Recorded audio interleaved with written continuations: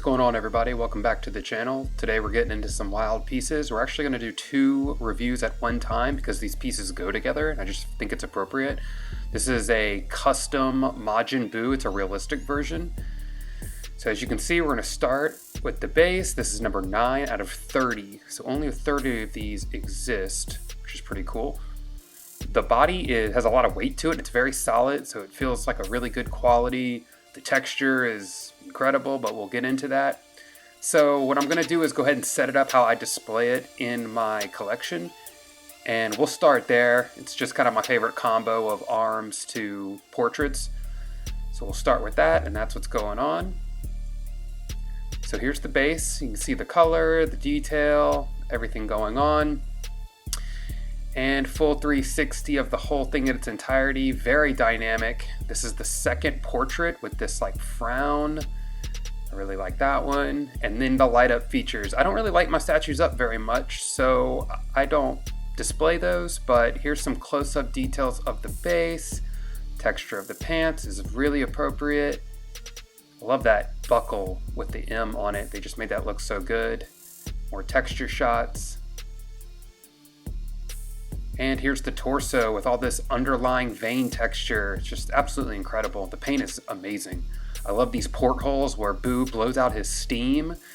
They just made it look really tough and believable. I like the ridge around the holes. Very, very cool. Again, perfect color. Not too pink, kind of fleshy almost. Just makes it look so much more realistic and not that bright bubblegum pink. This is my favorite portrait. I like the small beady eyes and just that grin and those fangs with the point. Just so serious. You just really think he's going to beat the hell out of you. This portrait has slightly bigger pupils, which is a little weird, but I do like the frown. I wish the mouth crease was a little deeper, but still pretty badass. You can see a little seam line there. It's really not that bad, to be quite honest with you, but it is there. Some more of that frown, just a different angle. Again, you can see more of the flesh in with the pink, and then the illuminated portrait. So underneath is the button, which we'll show a little later on. The lights are really bright, actually. They really just pierce through anything, especially looking at it straight on. I was really impressed with the LED features in this. And again, here's the ball of energy that lights up from behind the gauntlet. Very bright. The piece has a really thick glass acrylic. It's got a lot of weight to it. It just feels really strong. It's really hyped on that. And the etching of the lightning is just really thick coming out of his palm like that. These things are awesome. Now, here's the box for the cell. These boxes are crazy because they're not cardboard. They're almost like a masonite material. They're really heavy, really hard. You can see it's just kind of been around, so the tape. We're going to start with the base. There's the sub base, so you don't have to display this 23-inch wide, 23-inch deep, full base going on there. You can actually just display the middle, but I'm going to show you how it all connects and how the cracks integrate. So as you can see, I started with the body, then we did the tail, then the wings, then the portrait, and now the hands. So the hands are a little tight to get on, but I actually like it. There's no magnet, but they're really secure, so that feels good. These little pillars in the corners are just awesome. And this thing has so much presence. It's so dynamic with the wings flared out, that crazy tail, the drip of venom, the pillars in the platform of the battling diorama kind of stadium. So you can see actually the middle base sits really flush with the outside base. I think there was just something going on with my turntable and how big the base was, but it actually sits perfectly flush. That's just a turntable thing, but you can see how the cracks go from the sub base into the big base.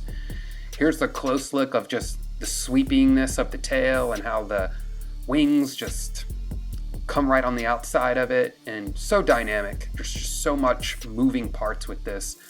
Here's the other portrait here, which I really like. It's a little bit more menacing, but the realistic face is just so cool with so much expression.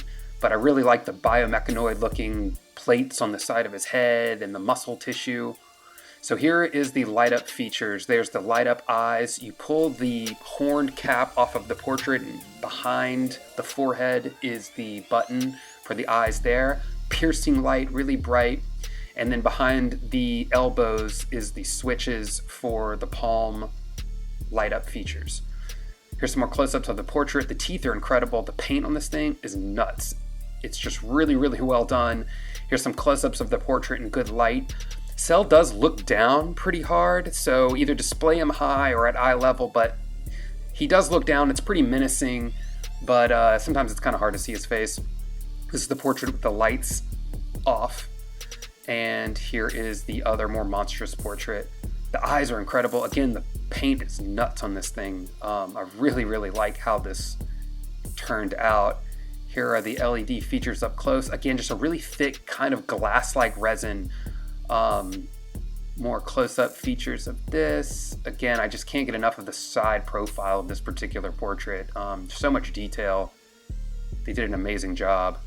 Here's the back, which doesn't get a whole lot of love, but it's incredible. Again, now you can kind of see how Cell's portrait leans down. This is me kind of like getting in there to really show you the paint in the eyes. I don't know who they got to paint this thing, but it's absolutely amazing. I don't have a whole lot of info on the company that made this. This is a custom, so it came out years ago. Here's some close-up details of all of the textures going on and the paint. Very natural, not too wild. It's bright, it looks amazing in person, but it's not so animated. It's kind of a perfect balance and very much my taste. Here's the acrylic inside gel-like wing part. And then this is the switch out for the giant tail. So if you don't want to have the big tail or it's a height issue, you can use this little plug-in in the back, and it's the tail retracted into his body. The back of the thighs look great. The panels look good. Here's a big profile shot of just all the texture. This thing's texture crazy. It's very much my taste. I love the cracks transcend. This is number 2 of 25. Only 25 of these exist. That's out of control. Number 9 of 30. Only 30 exist. That's going to do it, guys. Thanks for getting into these with me. I don't use this term very much because I think it's played out, but these are 2 grails for me in particular because I've been on the hunt for these for about 5 or 6 years. I can't believe they're in the collection. I'm going to hold on to them for a really long time. They're really, really special to me. Be sure to subscribe, like this video, and share it with anybody. Click the notification bell to see when we're coming back. We got plenty on the way.